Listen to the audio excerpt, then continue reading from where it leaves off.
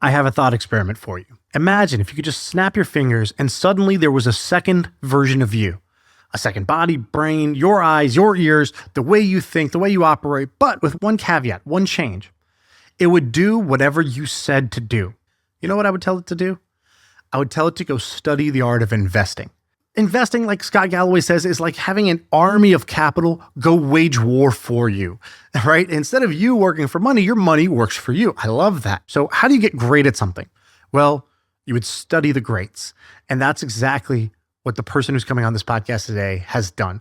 He's gone back and for 25 years has studied everything that Warren Buffett, Charlie Munger, all the great investors, what they have done, read every single annual letter, go and read all the reports, study how they grew from bit by bit, block by block, step by step, and not just learn them in the book, but then went and practiced it. And so I wanted to ask this guy, what did you learn about investing and what can I learn? How can I spend an hour or two with you and download 10 years of your brain? His name is Guy Spear. He's a very cool guy. A lot of people really respect Guy because he is just an incredibly humble, interesting guy. I think you're going to love this conversation. So enjoy this episode with Guy Spear.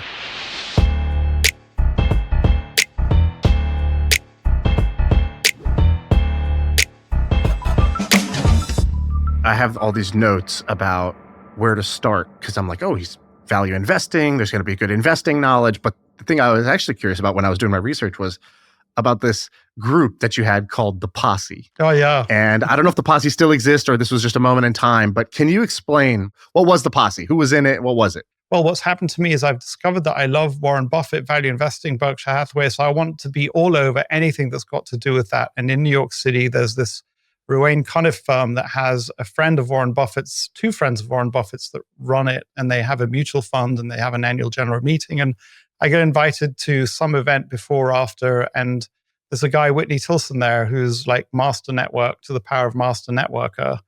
And we're introduced to each other and we're 1 year away from each other at Harvard Business School. And the next thing I know, he invites me to meet other people. And he doesn't invite me to the group on its own. He invites me to meet this person over there, or that you're sort of like, hey, go have a coffee with that guy. And so before I know it, I've met 3 or 4 members of this group.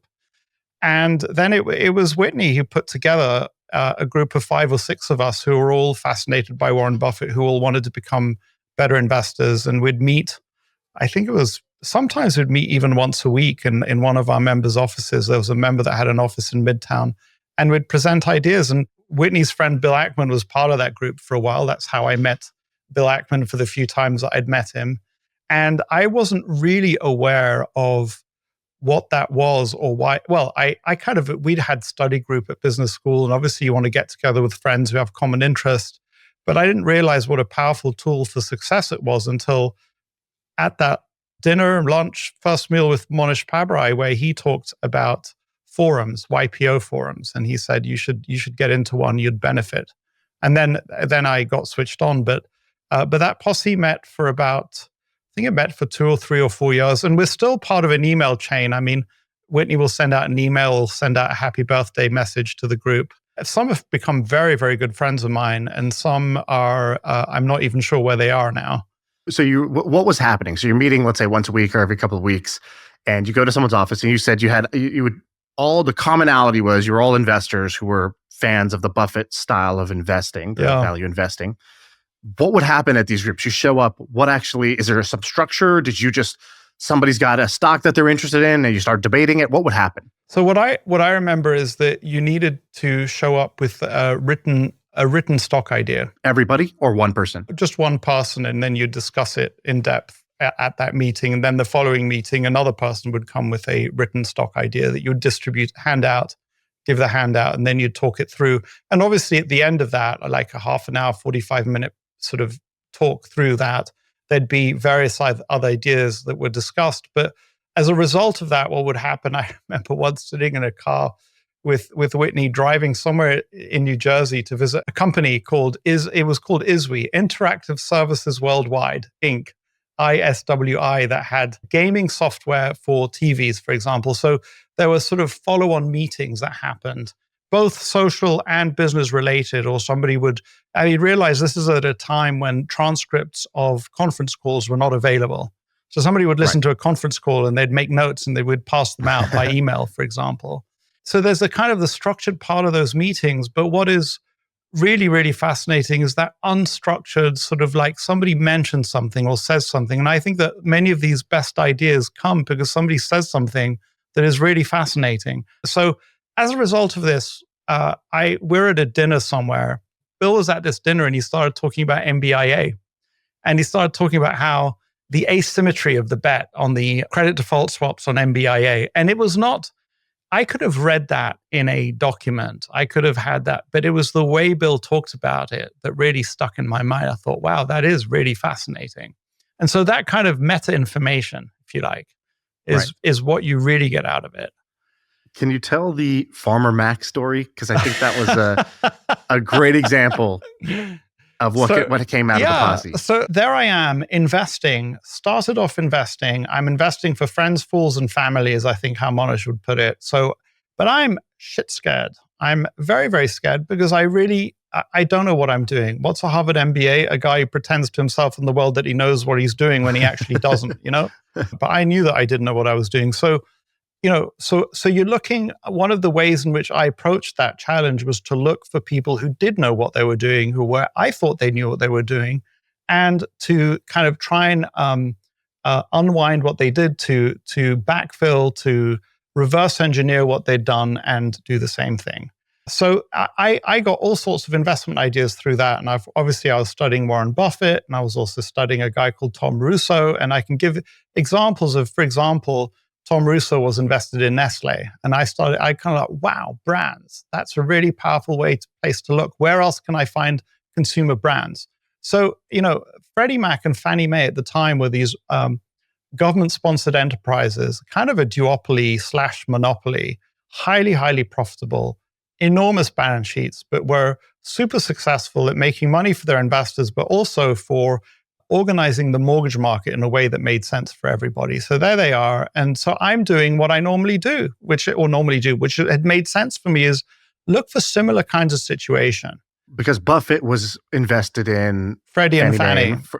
So he was invested there. You're looking at Buffett for ideas. So you're saying, what's similar to those? All right, real quick, I want to talk to you if you are new to business. If you are just getting started, maybe you're new to this podcast, you're trying to get out there and do your first business. There's a lot of people who listen to this podcast that fall into that category. And HubSpot has made something pretty cool for you. Most people in your first business, you might do something like freelancing or being a solopreneur. It's an easy way to get started. You don't need to have a lot of money. It's a great way to build skills and build that monthly cash flow.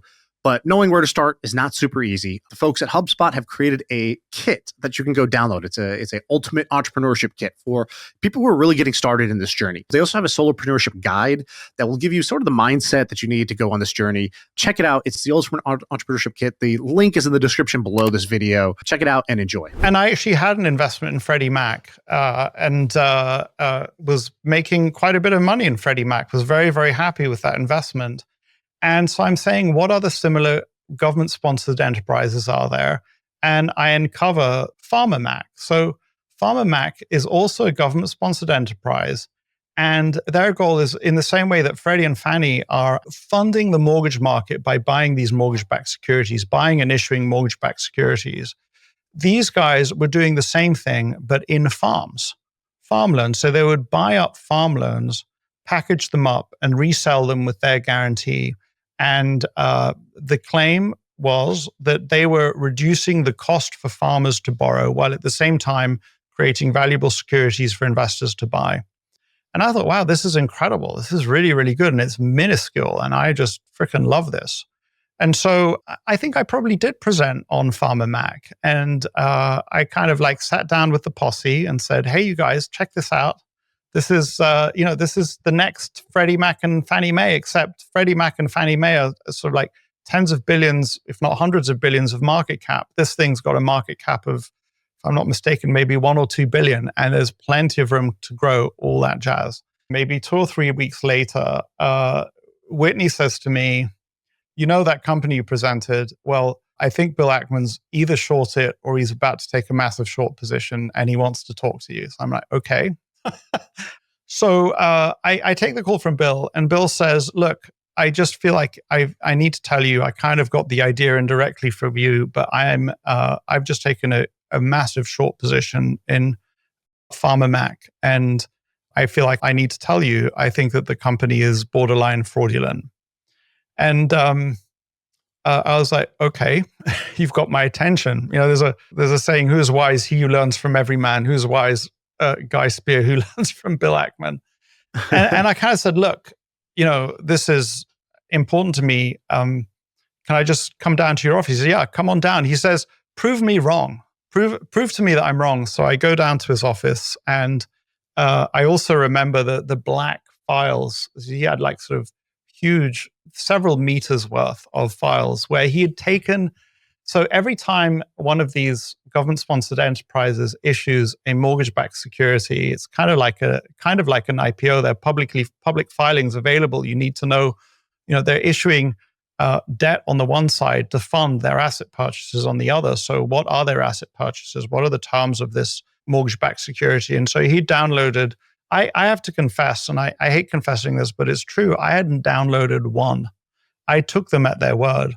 And he kind of said, look, when you look at the entities that are created by Freddie and Fannie, each one of these mortgage-backed securities has hundreds, if not even hundreds, thousands of different individual mortgages. And the individual mortgage sizes would be anywhere from $50,000, $100,000 to $500,000.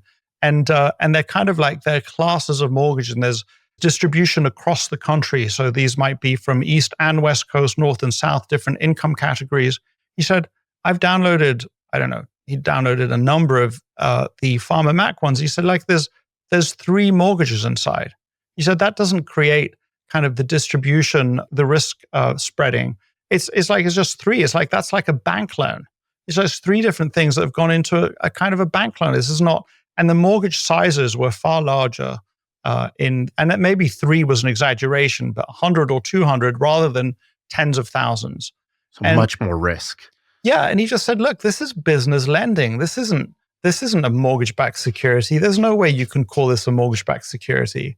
I debated him. I said, look, it's got a government guarantee behind it. And he said, yeah, it's got a government guarantee, but what they're doing is they're engaging in business-related lending.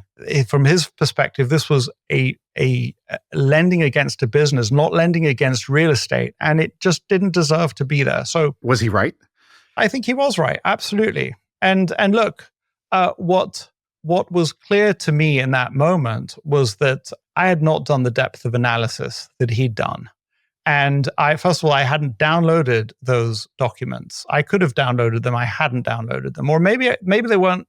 I could have located them and found them. It wasn't as easy to find as it would have been today, but I could have found them. And I'm kind of torn between wanting to stay and learn more and rush back to the office and put in a sell order.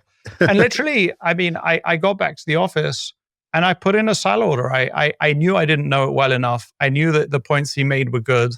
And I sold it by the end of the day. Lucky enough, the fund was small. I felt super relieved that I'd sold it. And then either I or Bill or Whitney got a meeting with the management. So what happened there was absolutely astounding to me, actually. The management came with its pre-prepared presentation, and they were ready to go through the presentation. And of course, it's very dangerous when a management does that because they lead you in the direction. They may not even do it consciously. They're leading you in the direction they want you to go. And Bill says, look, I know a lot about the company. I prefer if we dispense with the presentation, we just go to the questions that I have for you. They were a little nonplussed by that, but they agreed to it. They didn't really have much choice. And then Bill came with the same kinds of questions that he posed to me that I didn't have good answers for. Like, why is this different to business lending? How can you call this a class when there's only a small number of loans inside and they're all inside, and when they're all of different sizes? Whereas a mortgage-backed security will have, many, many, many single-family homes. And they didn't have any good answers. At some point, the CEO said, well, maybe this might not be the right investment for you, which is a pretty weak. I don't know if that makes it into my book, but that was a pretty weak thing to say. And I was kind of absolutely shocked. And it's one of 3 stocks that I've shorted in my life, actually. When presented with the counter argument, instead of simply, explain, they should know their business better, they should be able to answer those questions. They just took their ball and said, okay, maybe don't play with us. Yeah, exactly. And look, Bill was a way better at that point, a way better analyst than I was. I had all sorts of other things that I needed to be doing just to keep my little business afloat. So there are all sorts of good reasons as well for why I was unable to dive that deep. But it showed how from time to time, if you don't do the analysis all the way, especially when you're going to a place where other people haven't been, you're going to get it wrong. There's an example that comes to mind when you say that in my life in the entrepreneurial sense, but I have a friend who is a good buddy of mine and a bit of a mentor to me. We made a deal with one of my businesses for him to help me out. And so he says, okay, great, I'll help you out. I said, hey, can we meet on Friday? Friday comes around and I just thought this is how business works. I thought we're going to meet on Friday. So Friday noon, that's when the video call will start. And then we will start to talk and we'll discuss some ideas. And then maybe after we discuss, there'll be some actions. And basically in the 72-hour period before, he just went to our site. We have an e-commerce site. And so he went to our site and just immediately opened up a Google Doc and started writing a bunch of really hyper tactical observations of things that were messed up in our own product. There's this weird thing that happens with your own product where you spend so much time at the back of your business, you never use it as a customer. Whereas he just went and used it as a customer. He went into our ad account and he laid out this Google Doc that was 2 pages, bullet point, no fluff words in between. It was just try adding this, remove this. This is missing. Hey, you wrote this here, but this link doesn't work. In your ads, try this segmentation strategy, try this. And he had laid out this 2-page doc. And so by the time we showed up at the meeting, I was like, oh, well, I guess we don't really need to discuss. You already did an audit basically and you dove so deeper than I'm doing in my own business, which is embarrassing for me at the moment. But it was so useful and it became a real eye opener of oh, this is how the best people operate, which is that when they're going to do something, they just drill right in to the source of the issue. Where if we're trying to grow, the answer to how we grow is going to be in the actual product mechanism. Right. And he went right there. He found a bunch of opportunities, and it was there's nothing to discuss. Make these changes, and then let's talk after that. Well, why would we talk before? And it was a real eye opener for me, and how the best people operate. They go straight to the tactical stuff of what could we just simply be doing better in the funnel. What strikes me about that is that what extraordinary act of generosity. So he was giving you sort of something that he was giving you the best part of his brain, and he was giving it to you just out of the desire to give. And it feels to me, obviously I wasn't there, he's giving it without any agenda. And just maybe he loves to do it, or because he really cares about you, or because he knows a lot about the topic. And that seems really special, friend, because there are people who know a lot, but they just don't have the time. They either don't want to have the time or generally don't have the time to talk to you about your stuff. And so that's pretty special, especially if he wasn't an investor yet or he wasn't an employee yet. Yeah, I think we're both Tony Robbins, I don't know, fans or I noticed that. We have, and he has a phrase, the secret to living is giving. And he talks about, almost like in the hierarchy of needs, eventually you get past yourself. Can you tell a couple of the lessons that you got from Tony, or maybe what shaped you out of that? Because you like me are a self-improvement kind of infinite learner mindset person. I think a lot of the audience, because that's what I like to talk about, is also wired that way. I would love to hear maybe some stories or some big takeaways for you. So I think that in total, I've done sort of 8 or 9 Tony Robbins seminars in my life, including a big one in Hawaii. And I'm just curious, what number are you on? If I want to know if you're more of an expert than me or vice versa. No, less than that.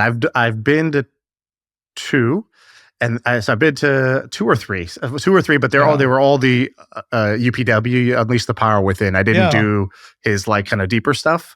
But then I just kind of devoured a lot of his old material. Specifically, if you go on YouTube, there's really great stuff of him when he was very young, talking. And, not all of it is the stuff he talks about today, but he has some really good stuff that actually for business people is useful about public speaking, about sales, about marketing, about persuasion. Yeah. And he doesn't do a lot of that material now, but that was some of my favorite stuff that he did back then. So that's where I'm at. And I think that what comes up for me as you say it is, so there's this moment where in a way my destiny is on a knife edge with this meeting with Mohnish Pabrai. And because I took the decision to approach him without an agenda. I got a very different Monish to the person I would have gotten if I'd have approached him with an agenda. And first meetings are always very important. And so the decision to go to my first Anthony Robbins seminar was a bit like that.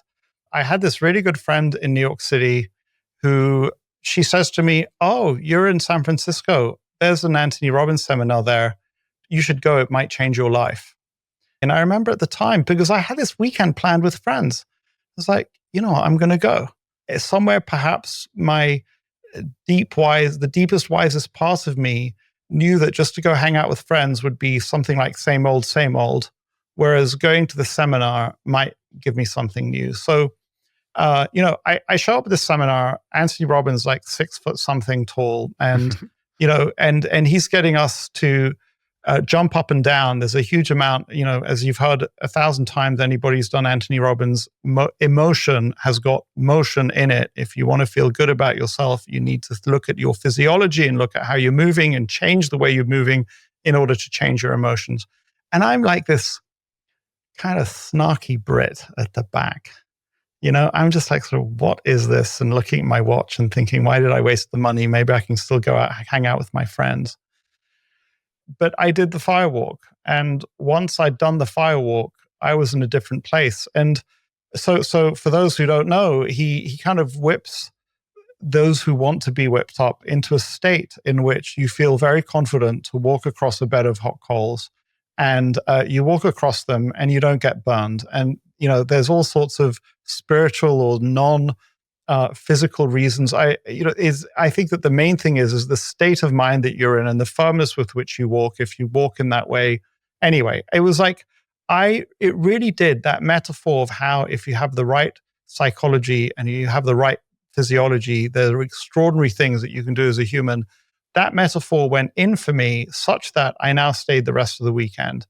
And in my case, I was a guy who had my head up my rear end. I had achieved some early academic success in life, and I was getting to be quite bitter because I wanted success, but the things that I'd learned, the routines that I'd learned to get success, and at this point I'm age 27, 28, 29, they weren't working for me.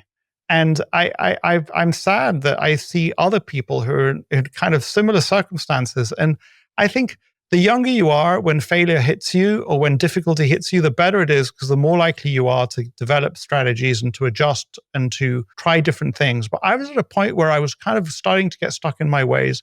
And I really needed a very powerful kick in order to, it wasn't enough that I knew things weren't working. And Anthony Robbins did that for me. And so after that firewalk, I was really quite enthusiastic about everything that came out after that.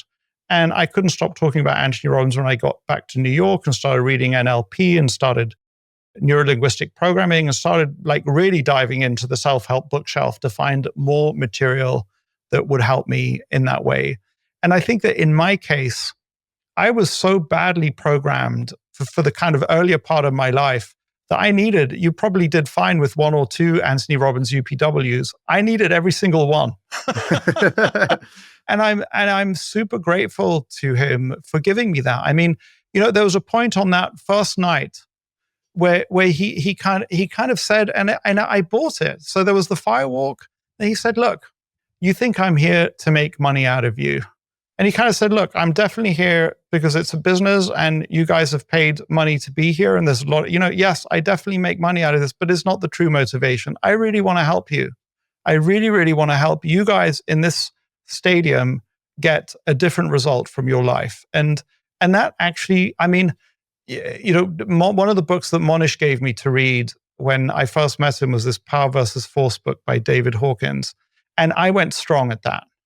He didn't strike me as just selling me a yarn. I was like, okay, I'm willing to open myself to this. He actually wants to, I don't know if he can help me, but he's at least, that's the intention he's expressed, and I believe him. Then what I knew was that I had an enormous amount of rewiring of myself that I had to do. And so I started doing that rewiring. And it was that rewiring, the process of rewiring myself, and taking actions that I'd learned to do because I'd started doing Anthony Robbins that got me in front of Monish Pabrai. What would be an example of a rewiring? So like a before my brain thought this way or worked this way, and after. So I had this awful attitude that I was smarter than most people that I met. And, first of all, I was way less smart than I thought I was, and it's not important how smart you are. It's how smart you are relative to how smart you think you are. And I had this arrogant attitude that once I'd categorized somebody as not worth my time, I didn't really need to pay attention to them. And there's a moment, it's either in the seminar or one of the cassettes. And at the time, I was listening to cassettes of Anthony Robbins, by the way. I had a collection of the cassettes. And there's the story that Anthony Robbins tells about walking up to, maybe it's Norman Vincent Peale or another of these self-help people. And Anthony Robbins says, look, I've read your book and nothing's changed. And the guy says, how many times have you read my book? Anthony Robbins says, well, once. He's like, go read it 5 more times and then come back to me.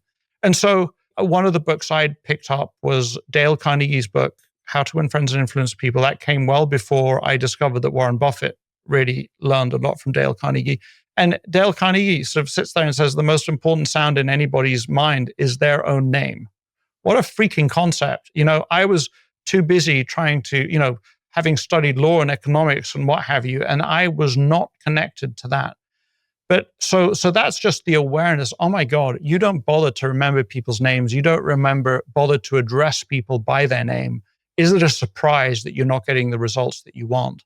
And so I then made an effort, and it especially to somebody who grew up in the UK.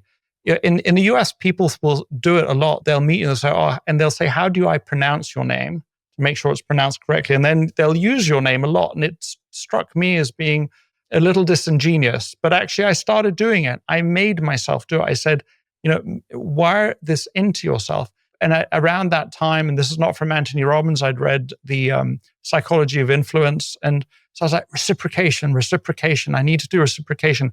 I would buy bags of sweets and hand out sweets to like the doorman, to the taxi driver, to whoever the hell it was. So I had all these big theories of how the world worked from, these great professors and writers of textbooks and what have you. And I could spend hours writing essays about how the world worked. But I'd never really spent time understanding how one-on-one interactions work and how do you get people to feel positively oriented towards you on a micro level in real life, And it was like shocking. Look, I think in my case, there's a few things going on. I think that that module is not very good. It's not very well developed in me. I take my wife, for example. We'll go to some social event. She said, do you realize you were standing too close to him? Or do you realize they wanted to go 5 minutes before you actually allowed them to go? And I'm like, no, please help me. And I think that I've made some progress, just not something I'm very good at. And yes, we should specialize in the things that we're really good at, but we need to bring a few things up to the bare minimum basics. And there were a few things with me that I was missing. They were just not the bare minimum basics. Yeah, it's funny. In your book, you talk about how when you were young, you were like this Gordon Gekko wannabe. I wrote that phrase down. You're like, I was a young Gordon Gekko wannabe. I wanted to be rich. I wanted to be powerful. I wanted to run Wall Street. You join D.H. Blair, which basically was like modeled after, I think, Stratton, like the firm that's featured in Wolf of Wall Street, like the penny stock firm. And then D.H. Blair goes down a few years after you leave. And you're at this point where, you've gone to Harvard Business School. You got the job on Wall Street. You wanted to have the slick back hair and all the money and the cars and the power. And then you have this kind of turning point, which is, the Tony Robbins event, which starts to get you to think about other things. You go study NLP. You study the Cialdini book about persuasion and, how to win friends and influence people. You start working on other things. There's a great Tony Robbins line where he says, school is great, but learning is more important. And his point is that it doesn't matter what happens when you're in school. Like the point is to learn. Sometimes it happens in school, and sometimes it happens out of school. But the learning is the thing, not the schooling. Yeah. And so it's funny to me that it seems like you actually got your master's after you left Harvard Business School and started to pick up all these other traits that were important to you.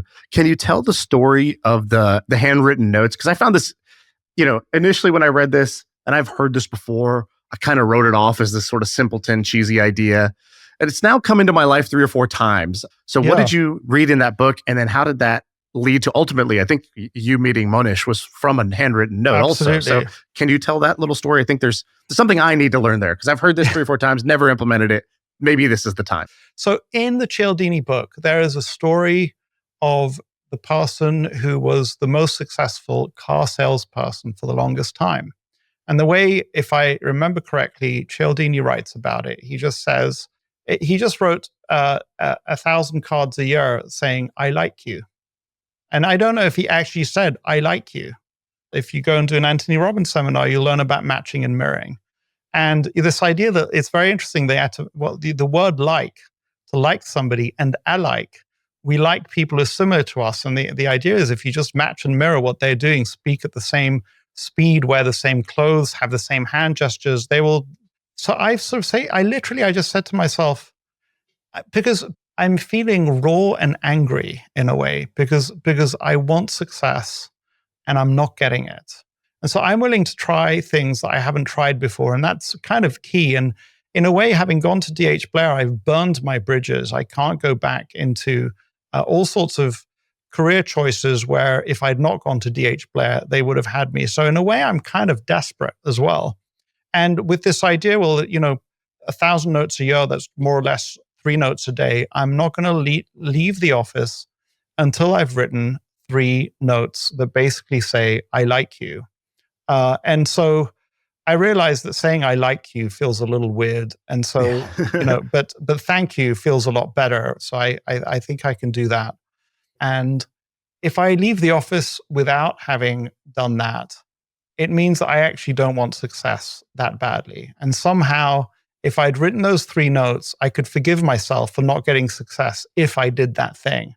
I think that in a way that was me showing up. And I, just as an aside, I see people, often they're children of friends, where they're not showing up for themselves and they're not even trying. And I think the worst thing is to fail either an exam or some test that life gives you without having shown up. So if you're going to fail fully and honorably by showing up and doing the best you can, because then the failure means something.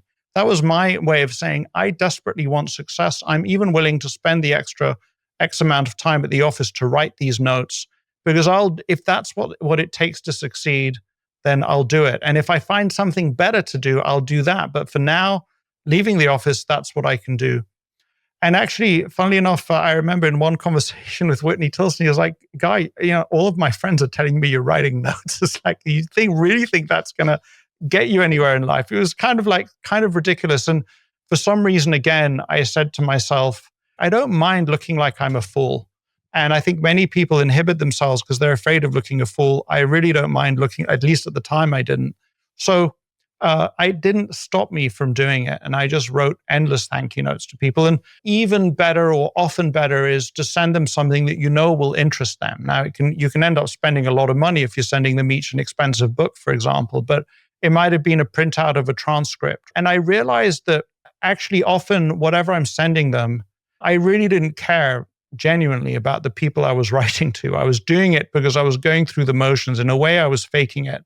So then, I'm writing a note to XYZ person, and I actually take the time to think about them a little bit. And I realized that the act of writing the note changed my insides, made me care about them a little more. So I was actually becoming more caring through the act of writing the note. And this idea that sometimes you don't have to feel it to do it. Do it and you'll feel it later. And that's absolutely fine. And that's a huge point right there. I just want to add one thing, almost going back to the Tony Robbins thing. He tells this story when you're at the event. He's like, okay, we're going to play a game. Look around the room, find everything red. Find as many red things as you can. Winner is whoever finds the most red things. Look around, look for red, look for red, look for red, look for red. And all of a sudden you're looking around, you see that the fire alarm is red. You see that the chair is red. You see that the screen has a little red thing on it. You see red everywhere. He says, all right, close your eyes and tell me about something blue. And everybody laughs. And it turns out we didn't see anything blue. We were so fixated on red. Yeah. And he said, there's a part of your brain. He's like, there's a couple things there. Number one, when I told you to look for red, you suddenly saw so much red. When I told you to look for blue, when I asked you what was blue, you saw none because you were only looking for red. Yeah. And he says there's a part of your brain called the reticular activating system, which is it's your heat-seeking missile. It's the part of your brain that actually says, ignore everything. There's too much stimulus. Only pay attention to what matters. But what matters is you get to program that. Yes. And so when you're when you're looking at buying a car and you're thinking about maybe I'll buy a BMW, suddenly on the road you see that's that BMW. Oh, that's the one with the different wheels. That's the one with the trunk space. And you start to see it's not that the BMWs suddenly appeared. It's they were always there, but your brain had called them white noise before, and now you've told your brain BMWs matter. Pay attention. And so how do you use this part of your brain to your advantage? And so what you were doing with the notes, where you said, doing it will cause the feeling later, which is if I'm going to write the thank you notes, that means I need to thank them for something. So I need to pay attention to something that I appreciate about them, or I need to pay attention to what they're interested in order to give them this note.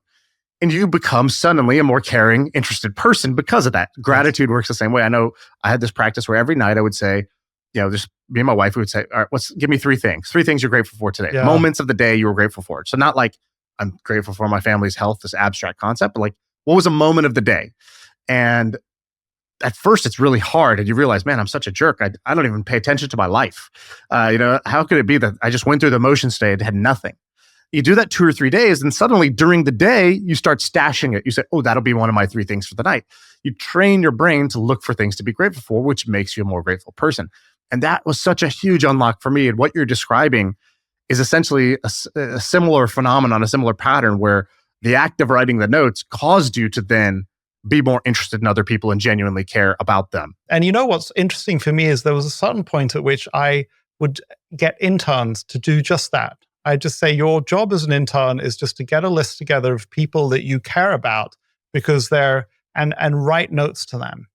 And, I don't think that there's even one case, or none comes to my mind right now, where somebody really implemented it. And it kind of like really frustrating for me because it's not a zero-sum game. It's not like if you do it and somebody else we know does it, it diminishes us. It actually enhances all of our lives. And it's not clear to me exactly why some people end up doing it and some people don't. I would tell you that what just blows me away is that, Warren Buffett gets this. Warren Buffett is giving gifts to me. He's writing the equivalent of thank you notes to me. I'm a nothing in his life. And he's not doing it every day. He's not necessarily doing it every year, but every 2 or 3 years, he sends me something or does something via his assistant.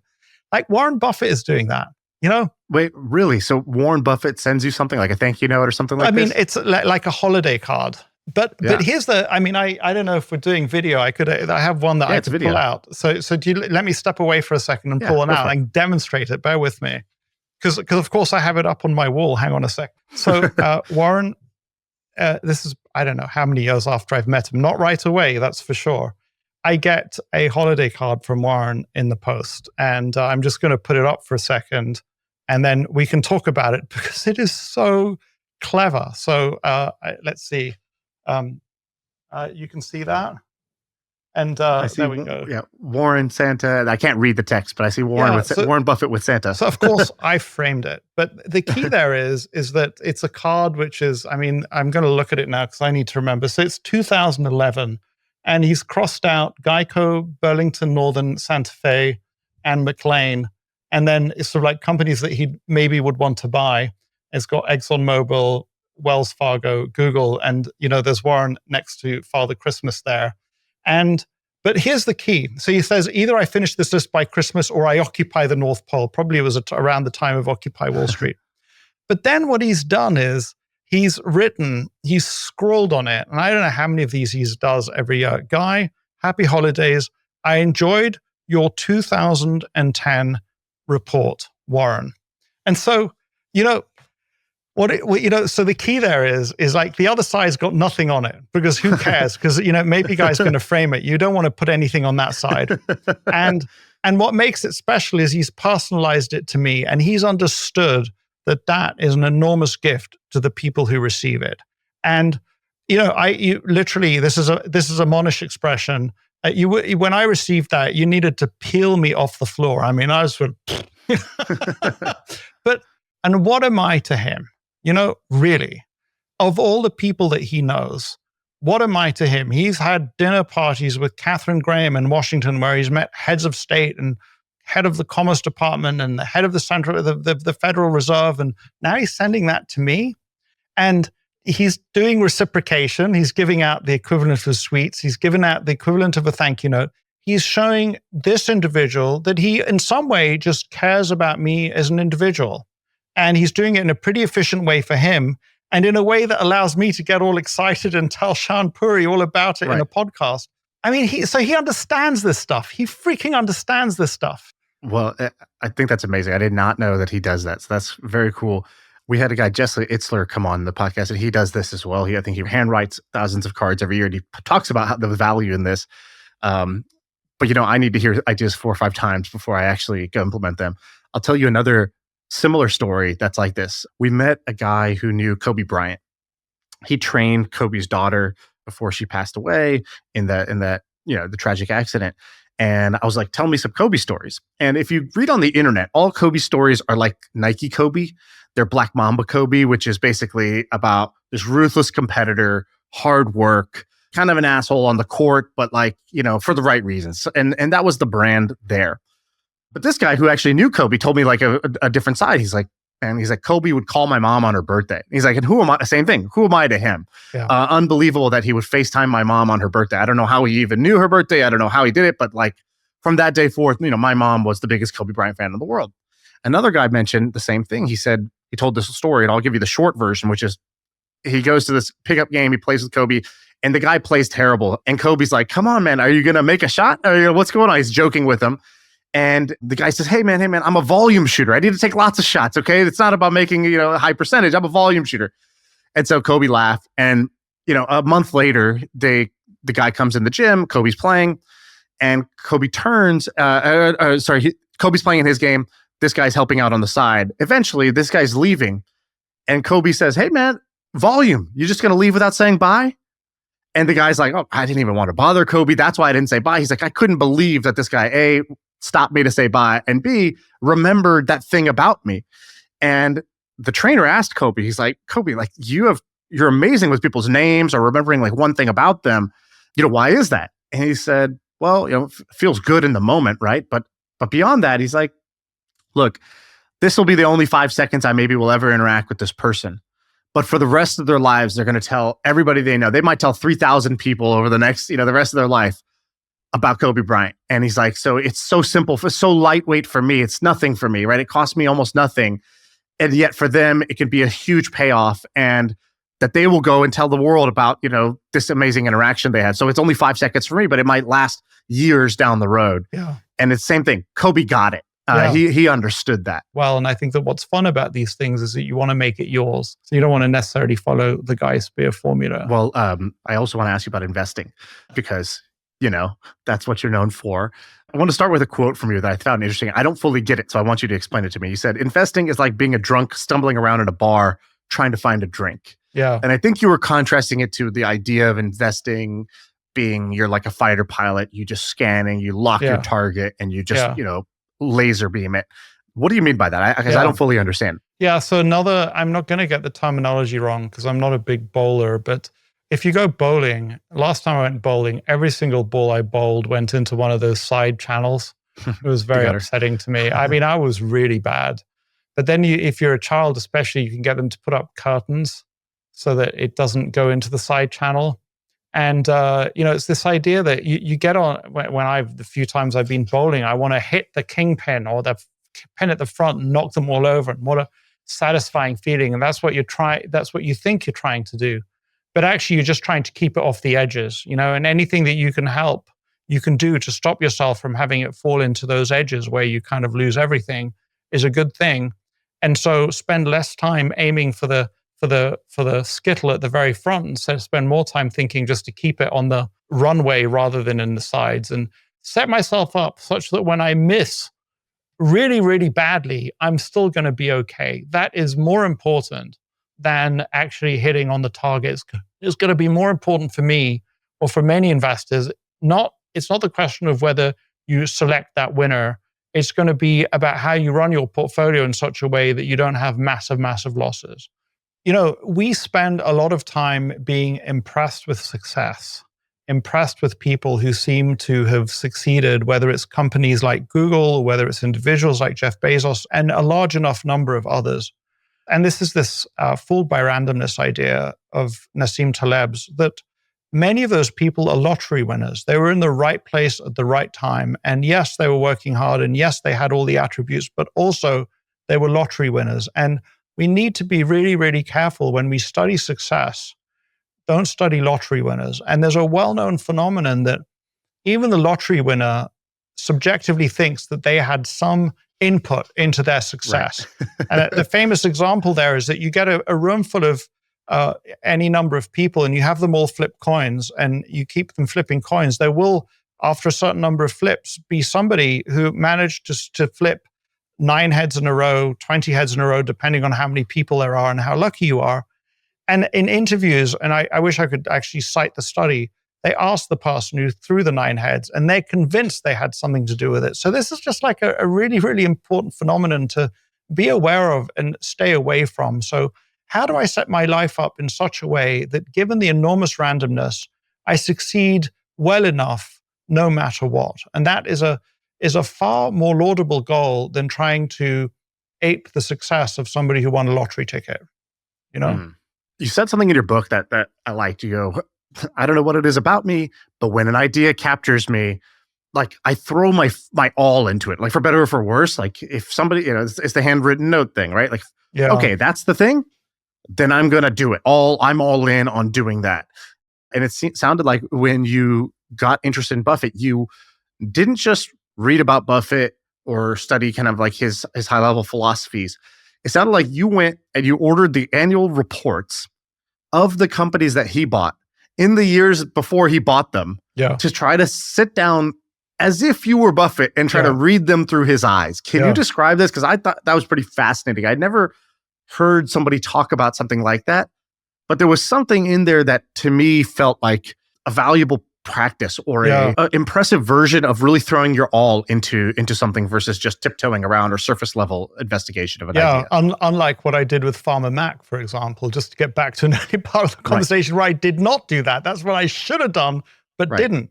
And I think it's been 3 times, maybe 4 times in my life where I've lost sleep over something, where I've sort of like, I've stayed up saying, I kind of want to do it now. I want to get my hands on anything related to it. And that happened to me with Warren Buffett and Berkshire Hathaway sitting at this Stratton Oakmont type place, D.H. Blair, and saying, I want a life that looks more like that guy's, and I hate what my life is. And then doing whatever the hell I can do to get closer to it in a way, Shaan, in a sense of desperation.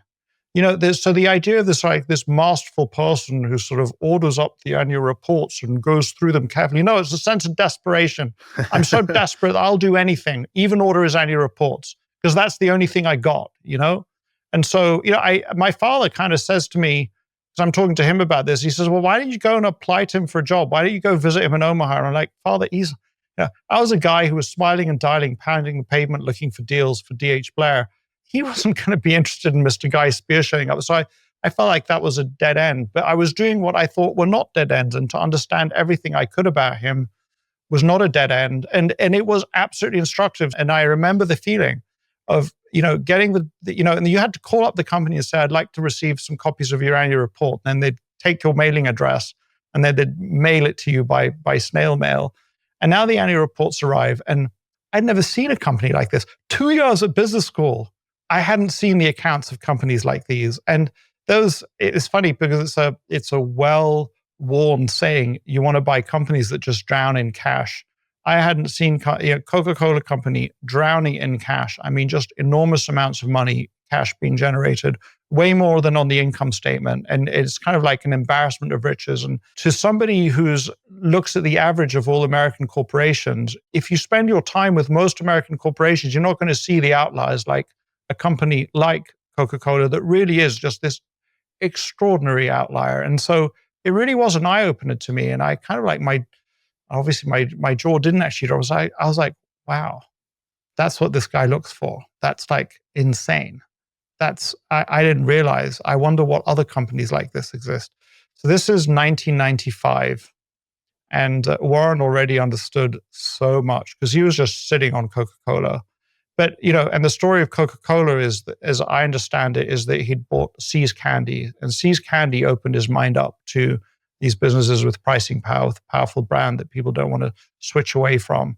But yeah, and so obviously I was going down a steeper learning curve than Warren Buffett had been down, if you like. So, and so you order these reports, you're reading them, you're trying to understand what he looks for, and then was there anything else that was formative at that time for you to develop the mindset of a value investor, to sort of immerse yourself and speed run this education to try to really level up? So one formative thing sounds like ordering the reports, sitting down. I think you even described it like sitting down like Buffett, like walking like him, talking like him, drinking the drink that he sit down with the diet Pepsi or whatever he drinks, and really trying to sit in their shoes for a minute.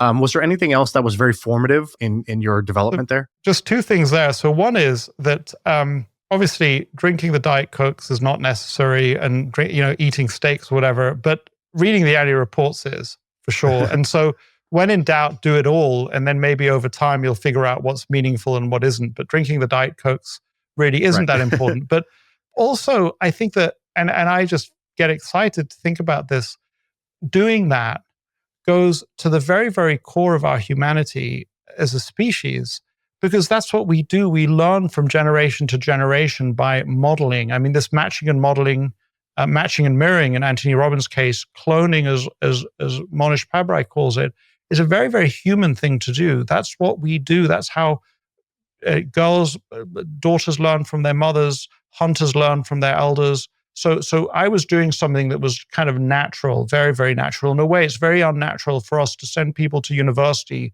to have them model professors who don't know anything about business if their plan is to go out and be business people. Right. So there are two sort of insights that I had that I subsequently realized were good insights about what to do. The one was, so I can't get Warren Buffett as a mentor for me, much as I would like him as a mentor for me.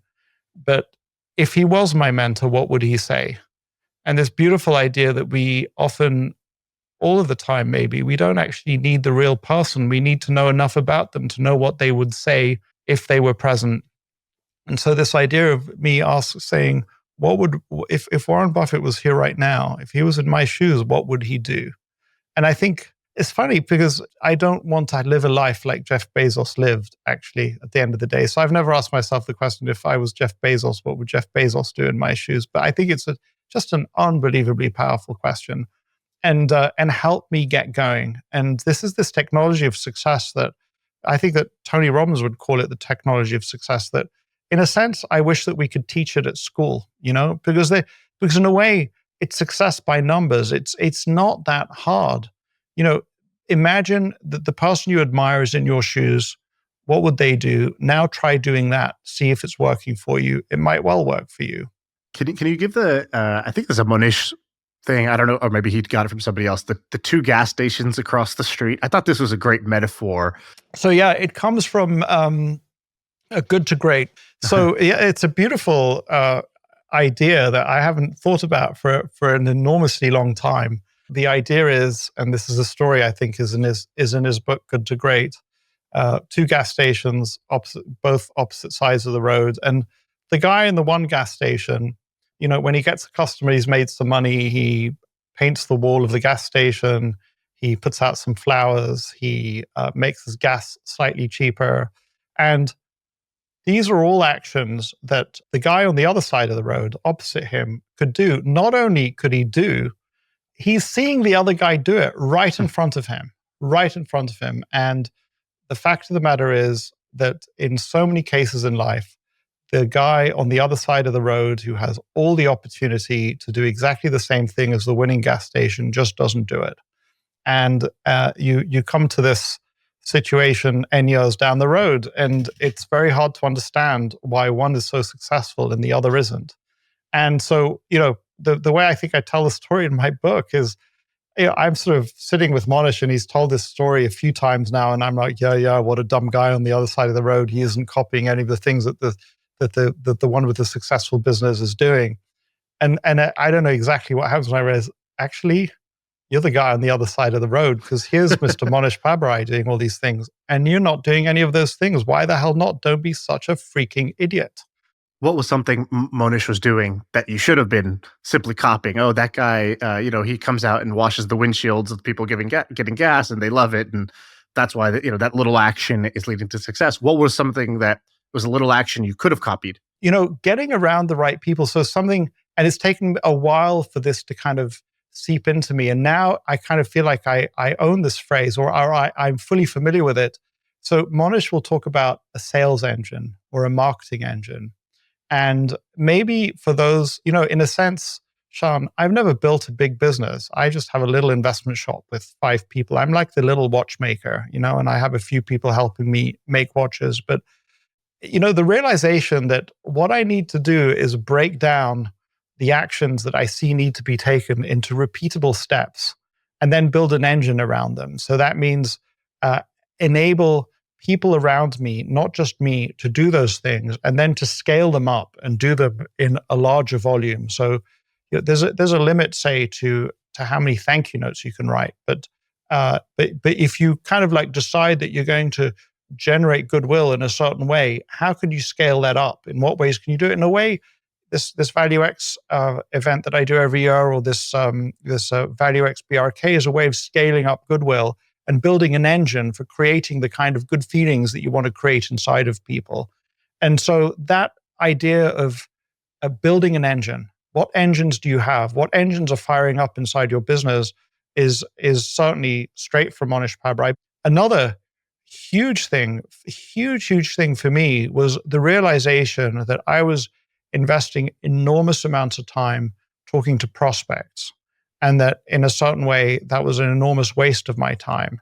And it just blew me away when I discovered that Monish didn't waste any time talking to prospects. Basically, if you weren't ready to invest with Monish, he didn't want to spend time with you. And he had an engine of how people were going to find out about him.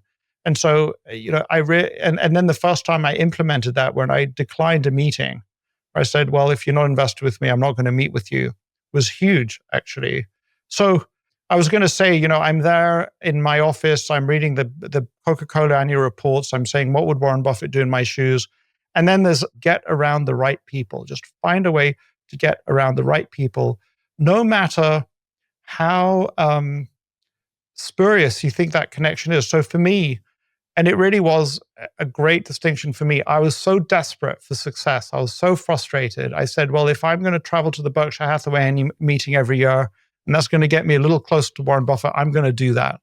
But I actually think that my annual pilgrimage, and it's correct wording to call it a pilgrimage, and I can get into it if you like, to go to the Berkshire Hathaway meeting every year has exerted a really, really powerful, positive, gravitational pull for me in the right direction. And again, I think that I get super excited about that, because these are not genius moves. They're not like sort of, I had to be so capable, so smart, all of those things. It's something that anybody can do. Oh, I want to live a life that's more like the life of Warren Buffett. I'm going to start going to his annual meetings because that's going to rub off on me in some way. And what's interesting is I could have in that moment, that time around 1995 said, oh, but I don't ever want to live in Omaha. I hate the coffee in Omaha. There are many things about Warren Buffett that I'm actually not a big fan of. There are all sorts of things that I love doing that Warren Buffett has no interest in doing. And I see that stop people. And it's like, the fact that I'm going out to Omaha doesn't mean I'm about to turn into Warren Buffett. It doesn't mean I'm about to live his life. It's still going to be my life. I'm still going to do the things that I like to do, but I'm going to have that rub off on me. And that's, in my view, what a real pilgrimage is all about. And it's about regularly getting together, getting around people who are the kind of tribe that you want to become more like. And that's just destiny in there, Right. You bumped into Buffett, right? At the you're a close reader of my book. It's a true story. It's just hilarious. So this was the meeting where they were voting in the B shares. There hadn't been B shares up to this date. And I don't remember the name of the location. It certainly wasn't where it is now, the big stadium or the big convention center downtown. And I'm in the stalls. I'm going to the toilet. And out comes Warren Buffett. And he turns to me and says, he's clearly done a number 2. Because otherwise he wouldn't have been in the stalls. He says, I always get a little nervous before these things, before he goes off. And again, this was one of these moments where I just like dropped to the floor. I couldn't believe it. My hero was just standing there. And look, why did he talk to me? He was not in the streets, although I've heard stories of him showing up at people's parties in Omaha. I mean, well known around town, at least when he was younger. He was talking to me because he felt like he was amongst family. He was with a Berkshire shareholder, and therefore he was family. I was family to him. And but that was I'm there dressed in a suit. I'm Mr. New York investment banker. I've got an MBA. I mean, I'm still got all of that wiring going on inside of me. But that was kind of like what would Anthony Robbins call it? He broke my pattern. Right, right. Well, I have a question. So you have your fund, and I think you own a bunch of Berkshire in your fund, right? Yes. It's like 20% of your fund. And Buffett doesn't take any. Berkshire doesn't have any management fee or any carry, right? You're just buying a piece of Berkshire Hathaway if you do that. Why? This is kind of a silly question, a stupid question, but like, if all the fund managers sort of idolize Buffett, and I think most would say, I might not be better than him or as good as him, but I will try to learn from him as much as you can. Why would anybody buy anything besides Berkshire if you wanted to do value investing? People say, well, should I invest in Berkshire Hathaway or should I invest in the index? Because they say, look, I think that Warren Buffett's getting older. Berkshire Hathaway just hit $1 trillion in valuation. And, I think the index might be better. And one of the things that I want to say to them is, look, realize that the index is impersonal and you might get spooked out of the index. And I think that many people, if they buy Berkshire shares and they attend the Berkshire meeting and they really kind of become closely connected to the company, they're more likely to be in for the long haul and be in for the ride. And so it's not just the choices whether to buy Berkshire or to buy the index, for example. It's how do I impact my own behavior through my investment actions?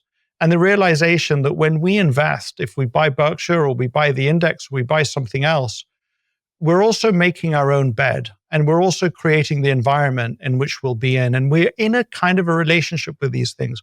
What I discovered when I shorted Farmer Mac, just to go back to that, one of those original stories, was that I became all twisted inside. I kind of didn't like my internal wiring when I was doing that. Berkshire Hathaway strengthens my internal wiring in the right way. And I think it's a really important question to ask. If I become a shareholder of this thing, or if I buy this asset, what does that do to me as a person? How does it improve or deteriorate my thinking? And that's the reason to own Berkshire. And I actually tell people that's a reason not to own the index, because the index is unbelievably impersonal. You'll get manipulated into all sorts of things. Well, the other thing I want to ask you about is just performance. So so I asked my guy helps me with research. I said, okay, what's the performance, let's say, of your fund over the long haul? And it looks like you basically have beat the S&P 500 by some amount. I don't know the exact numbers, but sliver. Like 9.5% versus 8.5% or something along those lines. Is that correct. right? Like since you started? It's about 80 basis points at this point.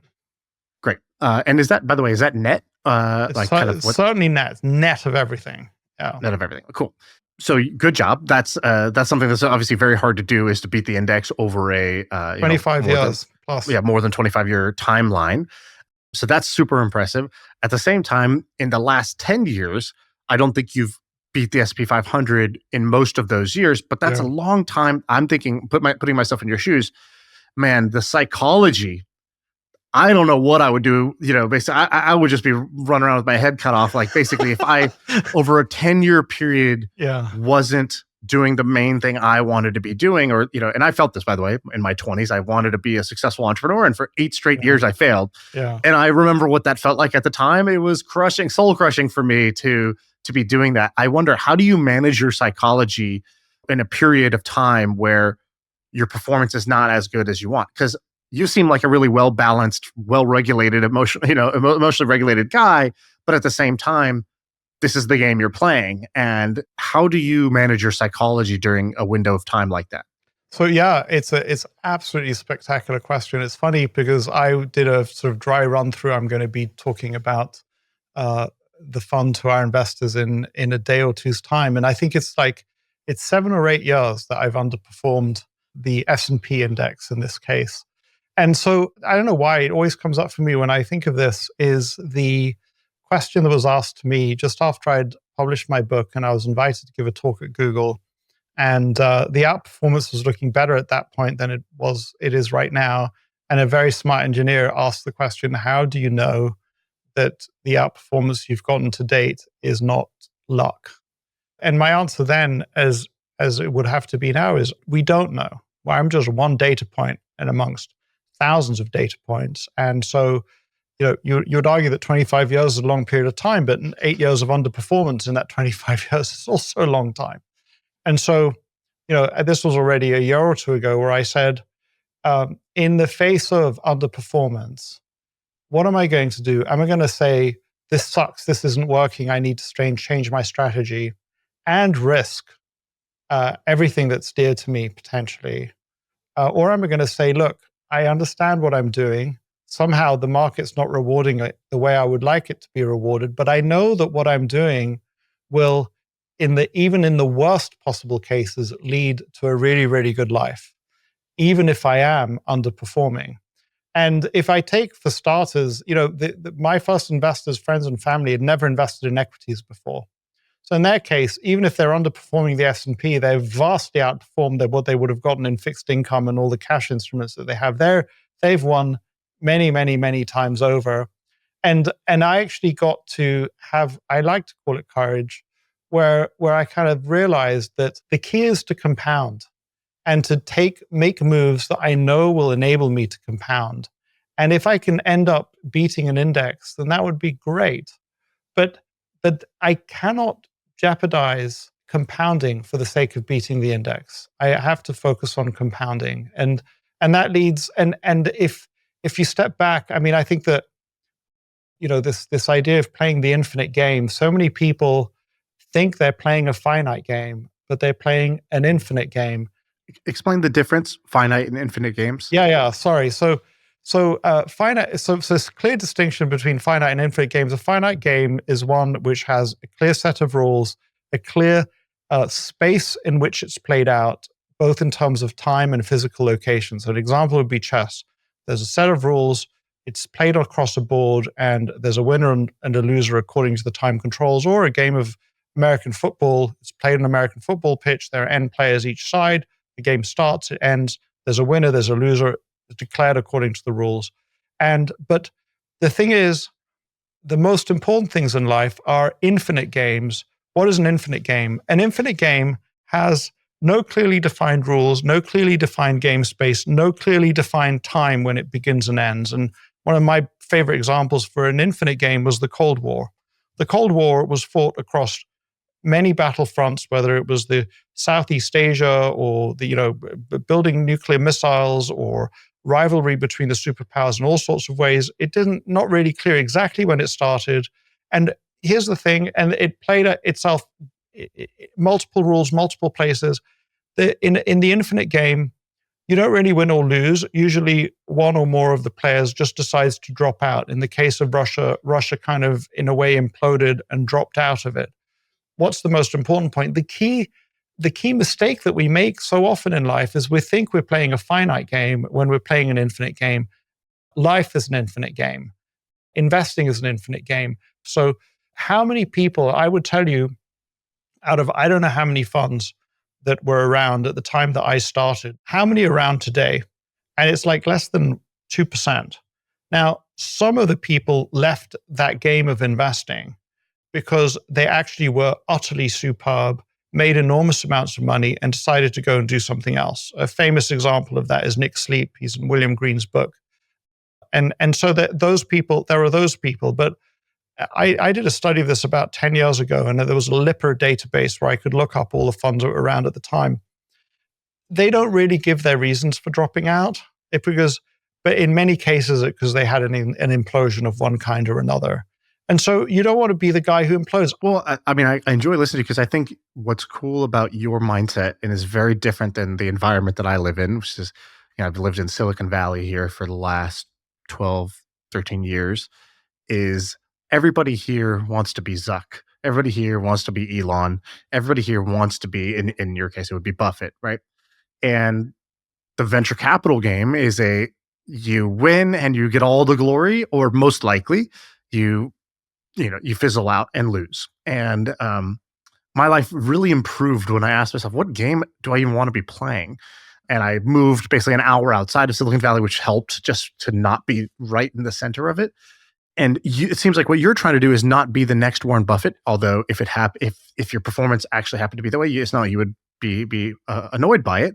But your goal is compound well and live well. Yeah. And I think that is a much more achievable goal that you've been able to achieve versus putting your happiness or self-worth tied to some moonshot type of outcome. And I think I really respect that about you, because I think it's not going to get movies made. It's not going to get articles written about you. You're not going to be on the cover of Forbes with that attitude.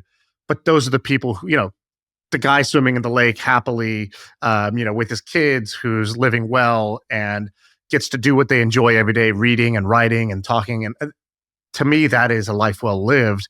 And I had to almost deprogram myself from the media I was consuming, which was kind of shaping me to want something that I didn't really want, especially once I knew the odds of success in that game. And so it really helped me to shift my thinking that way. So you're a good example of that for me.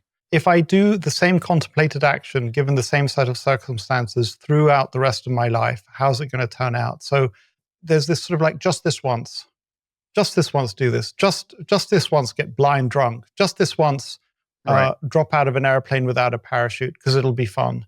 And just to ask the question, and for me, for example, just take this meeting, just help this person, just give this person an internship. And I think that something that is helping me to say no more often to those things, to say, well, if in every time I'm faced with these circumstances, I say yes to this, how will my life look? And if every time I'm faced with these circumstances, I say no, how will my life look? And it makes it far easier to come to a quick no and an understandable no, where I can say to the other person, look, I'm sure you can understand I can't say yes to this. And I'm sure you can understand, because if I did, here would be the consequences. And I think that's a huge part of Warren Buffett's wisdom. Never, ever fall for the just this once. But another one of those is, if everybody in the world did this contemplated thing that I'm contemplating on doing, what would the world look like? And I think that a world in which everybody's trying to be Zuck is utterly miserable, really, really miserable. By contrast, a world where everybody is writing their own story, a world in which everybody's trying to discover a new scientific discovery, that is a really, really beautiful world. And it's possible. It's really possible. So I'm doing a sort of part-time a history degree for fun, and so I've been thinking quite a bit about empires, and we kind of I think the way that we feel today across the planet is that empires ought to be a thing of the past. There was a period when empires were built. We don't want to build empires like the Roman Empire or the Persian Empire or many different empires that were around. We could imagine a world where every man, every working person is doing the equivalent of being a watchmaker or a novelist. Why does it have to be on a grand scale? So long as the work that you're doing is satisfying and you're creating something that is of beauty, of its worth, it has its worth in itself. Isn't that a more beautiful world, actually? Yeah, it's an interesting point, because also the other side is true too, which is if nobody was Zuck, if nobody was Elon, then we would also have a problem. And so I think the answer isn't be one way or the other, but like you just said, what is the satisfying version of life for you? And if you could figure out that answer for yourself and then just act in accordance with that, that's really powerful. I think for somebody like Elon, this is the satisfying version of life for him. I don't think he would be satisfied doing what I'm doing or what you're doing. And so I think we need that sort of, the ecosystem has to have that diversity in order for it to work. I think it's a great point you just said, like this is almost like this action in the limit. If every time I was in this circumstance, I did this thing, if every time I was craving chips, I ate chips, where does that lead me? Yeah. If everybody did this action, if everybody just took from the cookie jar, what happens? There's nothing left, right? And so I think that that's a very powerful question that simplifies. I'm a big fan of single decisions or frameworks that simplify thousands of future decisions. Yeah. And that seems like one of them. We should wrap up with this. Can you just leave me with, I am a newbie on my, what I will call the Buffett Munger school of thought, which is partially around investing, partially around how to conduct oneself, how to avoid, the trappings. What is the the Munger talk, like the 24 common Standard causes of human misjudgment. Yeah, causes of human misjudgment. Yeah. So things like that. What are the best essays that I should go read? If I was going to go read 3 things, what would you point me to? The kind of the pinnacle, either essays, letters, blog posts, could be books, but I'm looking for the shorter version if you have them. I'll give the answer that I think most people want to hear, and then I'll give a non-answer, which I think is more valuable. But Okay. I'll start with the actual answer. So, I think you got to go to the source. You got to go to the Buffett letters. You got to go to the transcripts and all the recordings of the annual meetings, which are phenomenal. And obviously, as you brought up, I think that Poor Charlie's Almanac really is just an incredible collection of stuff that's not too much. And some of it can just be listened to online, but it's an amazing start. But so there's the answer, which is kind of pretty straightforward. But then what I want to give is a non-answer, which I think is far more important, which is that I can't tell you or anybody else what to read because you're a different person in a different space. Your brain is different. So people say, oh, what can I read to learn about ... And the answer is, pick up 20 books that you think might lead you in a good direction and go through them quickly and ask yourself the question once you've kind of flicked through and read a few pages, is this getting me somewhere or not? If it's getting you somewhere, keep reading it. And if it's not, put it down. Maybe tomorrow will be a good day to read that book. And I really do believe that life is too short and our reading time is too short to force ourselves to read things that aren't giving us win after win after win. And so if you go to the Buffett letters and it's not speaking to you, put it down quick. Don't waste your time. Don't have that sense of obligation that you're supposed to be reading. Go use up your valuable brain energy on something that really works for you. So what I really want to say is, start with any reading list, but start iterating quickly, basically. Yeah, I like that. That is the answer I needed, not the answer I wanted, which is good. You have a good quote, by the way, that stuck with me. You said, I treat my library like a cocktail party. You're going to mix and mingle and hop from one conversation to the other. And if it gets boring, you'll go grab a drink. I love that metaphor because I also am a promiscuous reader and I just didn't have the right mental model or metaphor for how to treat, this stack of books that's here in my room. But I think a cocktail party is a good one. Guy, thanks for doing this, man. This was a really fun conversation that I was looking forward to. And I got to say, one thing about you that's really cool, probably I'll leave you just with a compliment, which is I texted a few people before this that you were coming on. I said, give me, what's a good story or nugget? And I was disappointed at first because they didn't give me like a specific, like, oh, you got to ask him about this, which is what I'm looking for. It's a shortcut for me in my research. But the way people talk about you is incredible. You're like a mensch, right? Like people just have such a high regard for your character and who you are as a person to them. Like what's a brand? It's what people say about you when you're not in the room. What's a reputation? It's what people say about you when you're not in the room. Your brand, your reputation is very, very strong amongst people I respect. The way they think about you is that you are sort of, just such a value giver. So, congrats to you on that. That is, it showed me something that I can strive for. Like, oh, how would people talk about me if somebody asked them in this way? Would they do this today? I don't think, honestly, no. That's the answer is no. They would not talk about it the same way, but that became a bit of an aspiration. Well, I'm delighted, and that's extraordinarily kind of them. Whoever the hell said that, thank you so much.